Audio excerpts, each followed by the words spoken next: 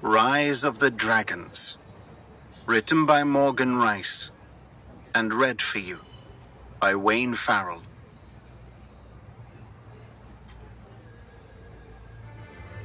Chapter 1. Kira stood atop the grassy knoll, the frozen ground hard beneath her boots, snow falling around her, and tried to ignore the biting cold as she raised her bow and focused on her target. She narrowed her eyes, shutting out the rest of the world. A gale of wind, the sound of a distant crow, and forced herself to see only the skinny birch tree. To see only the skinny birch tree, far off, stark white, standing out amidst the landscape of purple pine trees. At 40 yards, this was just the sort of shot her brothers couldn't make, that even her father's men couldn't make, and that made her all the more determined, she being the youngest of the bunch, and the only girl amongst them. Kira had never fit in. A part of her wanted to, of course, wanted to do what was expected of her, and spend time with the other girls, as was her place, attending to domestic affairs. But deep down, it was not who she was. She was her father's daughter, had a warrior spirit like he, and she would not be contained to the stone walls of their stronghold, would not succumb to a life beside a hearth. She was a better shot than these men. Indeed, she could already outshoot her father's finest archers, and she would do whatever she had to prove to them all, most of all her father, that she deserved to be taken seriously. Her father loved her, she knew, but he refused to see her for who she was. Kira did her best training far from the fort, out here on the plains of Volus, alone, which suited her well since she, the only girl in a fort of warriors, had learned to be alone. She had taken to retreating here every day, her favorite spot, high atop the plateau overlooking the fort's rambling stone walls, where she could find good trees, skinny trees, hard to hit. The thwack of her arrows had become an ever-present sound, echoing over the village. Not a tree up here had been spared from her arrows, their trunks scarred, some trees already leaning. Most of her father's archers, Kira knew, took aim at the mice that covered the plains. When she had first started, she had tried that herself, and had found she could kill them quite easily. But that had sickened her. She was fearless but sensitive too, and killing a living thing with no purpose displeased her. She had vowed then that she would never take aim at a living thing again, unless it were dangerous or attacking her, like the wolf bats that emerged at night and flew too close to her father's fort. She had no qualms about dropping them, especially after her younger brother, Aidan, suffered a wolf bat bite that left him ill for half a moon. Besides, they were the fastest-moving creatures out there, and she knew that if she could hit one, especially at night, then she could hit anything. She had once spent an entire night by a full moon, firing away from her father's tower, and had run out eagerly at sunrise, thrilled to see scores of wolf bats littering the ground, her arrows still in them, villagers crowding around and looking with amazed faces. Kira forced herself to focus. She played through the shot in her mind's eye, seeing herself raising her bow, pulling it back quickly to her chin, and releasing without hesitation. The real shooting, she knew, happened before the shot. She had witnessed too many archers her age, on their 14th year, draw their strings and waver, and she knew then that their shots were lost. She took a deep breath, raised her bow, and in one decisive motion, pulled back and released. She did not even need to look to know she had hit the tree. A moment later she heard its thwack, but she had already turned away, already looking for another target, one further off. Kira heard a whining at her feet, and she looked down at Leo, her wolf, walking beside her as he always did, rubbing against her leg. A full-grown wolf, nearly up to her waist, Leo was as protective of Kira as Kira was of him, the two of them, an inseparable sight in her father's fort. Kira could not go anywhere without Leo hurrying to catch up. And all that time he clung to her side, unless a squirrel or rabbit crossed his path, in which case he would disappear for hours. "I didn't forget you, boy," Kira said, reaching into her pocket and handing Leo the leftover bone from the day's feast. Leo snatched it, trotting happily beside her. As Kira walked, her breath emerging in mist before her, she draped her bow over her shoulder and breathed into her hands, raw and cold. She crossed the wide, flat plateau and looked out. From this vantage point, she could see the entire countryside, the rolling hills of Volis, usually green but now blanketed in snow, the province of her father's stronghold, nestled in the northeastern corner of the kingdom of Escalon. From up here, Kira had a bird's-eye view of all the goings-on in her father's fort, the comings and goings of the village folk and warriors. Another reason she liked it up here. She liked to study the ancient stone contours of her father's fort, the shapes of its battlements and towers, stretching impressively through the hills, seeming to sprawl forever. Volis was the tallest structure in the countryside, some of its buildings rising 4 stories and framed by impressive layers of battlements. It was completed by a circular tower on its far side, a chapel for the folk, but for her, a place to climb and look out at the countryside and be alone. The stone complex was ringed by a moat, spanned by a wide main road and an arched stone bridge. This, in turn, was ringed by layers of impressive outer embankments, hills, ditches, walls. A place befitting one of the king's most important warriors, her father. Though Volis, the final stronghold before the flames, was several days' ride from Andros, Escalon's capital, it was still home to many of the former king's famed warriors. It had also become a beacon, a place that had become home to the hundreds of villagers and farmers that lived in or near its walls, under its protection. Kira looked down at the dozens of small clay cottages nestled in the hills on the outskirts of the fort, smoke rising from chimneys, farmers hurrying to and fro as they prepared for winter and for the night's festival. The fact that villagers felt safe enough to live outside the main walls, Kira knew, was a sign of great respect for her father's might, and a sight unseen elsewhere in Escalon.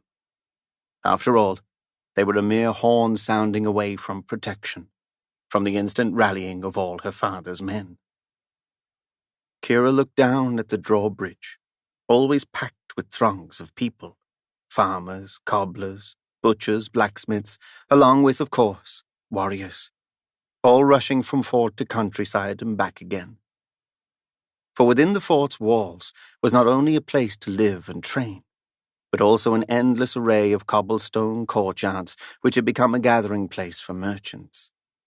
Every day their stalls were lined up, people selling their wares, bartering, showing off the day's hunt or catch, or some exotic cloth or spice or candy traded from across the sea. The courtyards of the fort were always filled with some exotic smell, be it of a strange tea or a cooking stew. She could get lost in them for hours. And just beyond the walls in the distance, her heart quickened to see the circular training ground for her father's men, Fighter's Gate, and the low stone walls surrounding it. And she watched with excitement as his men charged in neat lines with their horses, trying to lance targets, shields hanging from trees. She ached to train with them. Kira suddenly heard a voice cry out, one as familiar to her as her own, coming from the direction of the gatehouse, and she turned, immediately on alert. There was a commotion in the crowd, and she watched as through the bustle, spilling out of the throng and out onto the main road, there emerged her younger brother Aidan, led by her 2 older brothers, Brandon and Braxton. Kira tensed on guard. She could tell from the sound of distress in her baby brother's voice that their older brothers were up to no good. Kira's eyes narrowed as she watched her older brothers, feeling a familiar anger rise up within her and unconsciously tightening her grip on her bow. There came Aidan, marched between them, each taller by a foot, each grabbing his arm and dragging him unwillingly away from the fort and into the countryside. Aidan, a small, thin, sensitive boy, barely 10, looked extra vulnerable sandwiched between his two brothers, overgrown brutes of 17 and 18. They all had similar features and colouring, with their strong jaws, proud chins, dark brown eyes and wavy brown hair, though Brandon and Braxton wore theirs cropped short, while Aidan still fell unruly past his eyes. They all looked alike, and none like her, with her light blonde hair and light grey eyes. Dressed in her woven tights, woolen tunic and cloak, Kira was tall and thin, too pale, she was told, with a broad forehead and a small nose, blessed with striking features that had led more than one man to look twice. Especially now that she was turning 15, she noticed the looks increasing. It made her uncomfortable. She did not like calling attention to herself, and she did not view herself as beautiful. She cared nothing for looks, only for training, for valor, for honor. She would rather have resembled her father as her brothers did, the man she admired and loved more than anyone in the world, than have her dainty features. She always checked the mirror for something of himself in her eyes, yet no matter how hard she looked, she could not find it. "I said, get off of me!" Aidan shouted, his voice carrying all the way up here. At her baby brother's call of distress, a boy who Kira loved more than anyone in the world, she stood ramrod straight, like a lion watching its cub.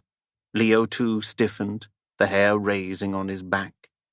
With her mother long gone, Kira felt obliged to watch over Aidan, to make up for the mother he never had. Brandon and Braxton dragged him roughly down the road away from the fort, on the lone country road toward the distant wood, and she saw them trying to get him to wield a spear, one too big for him. Aidan had become a too easy target for them to pick on. Brandon and Braxton were bullies. They were strong and somewhat brave, but they had more bravado than real skills, and they always seemed to get into trouble they could not quite get out of themselves. It was maddening. Kira realized what was happening. Brandon and Braxton were dragging Aidan with them on one of their hunts. She spotted the sacks of wine in their hands and knew they'd been drinking, and she fumed. It was not enough that they were going to kill some senseless animal, but now they were dragging their younger brother along with them, despite his protests. Kira's instincts kicked in and she leapt into action, running downhill to confront them, Leo running by her side. "You're old enough now," Brandon said to Aidan. "It's time you became a man," Braxton said. Bounding down the grass hill she knew by heart, it did not take Kira long to catch up to them. She ran out onto the road and stopped before them, blocking their path, breathing hard, Leo beside her, and her brothers all stopped short, looking back, stunned. Aidan's face, she could see, fell in relief. "Are you lost?" Braxton mocked. "You're blocking our way," Brandon said. "Go back to your arrows and your sticks." The two of them laughed derisively, but she frowned undeterred as Leo beside her snarled. "Get that beast away from us," Braxton said, trying to sound brave but fear apparent in his voice as he tightened his grip on his spear. "And where do you think you're taking Aidan?" she asked, dead serious, looking back at them without flinching. They paused, their faces slowly hardening. "We're taking him wherever we please," Brandon said. "He's going on a hunt to learn to become a man," Braxton said, emphasizing that last word as a dig to her. But she would not give in. "He's too young," she replied firmly. Brandon scowled. "Says who?" he asked. "Says me." "And are you his mother?" Braxton asked. Kira flushed, filled with anger, wishing her mother was here now more than ever. "As much as you are his father," she replied. They all stood there in the tense silence, and Kira looked to Aidan, who looked back with scared eyes. "Aidan," she asked him, "is this something you wish to do?" Aidan looked down at the ground, ashamed. He stood there, silent, avoiding her glance, and Kira knew he was afraid to speak out, to provoke the disapproval of his older brothers. "Well, there you have it," Brandon said. "He doesn't object." Kira stood there burning with frustration, wanting Aidan to speak up, but unable to force him. "It is unwise for you to bring him on your hunt," she said. "A storm brews. It will be dark soon. The wood is filled with danger. If you want to teach him to hunt, take him when he's older, on another day." They scowled back, annoyed. "And what do you know of hunting?" Braxton asked. "What have you hunted besides those trees of yours? And even bite you lately," Brandon added. They both laughed, and Kira burned, debating what to do. Without Aidan speaking up, there wasn't much she could do. "You worry too much, sister," Brandon finally said. "Nothing will happen to Aidan on our watch. We want to toughen him up a bit, not kill him. Do you really imagine you're the only one who cares for him?" "Besides, Father is watching," Braxton said. "Do you want to disappoint him?" Kira immediately looked up over their shoulders, and high up in the tower, she spotted her father standing at the arched open-aired window, watching. She felt supreme disappointment in him for not stopping this. They tried to brush past, but Kira stood there, doggedly blocking their way. They looked as if they might shove her, but Leo stepped between them, snarling, and they thought better of it. "Aidan, it's not too late," she said to him. "You don't have to do this. Do you wish to return to the fort with me?"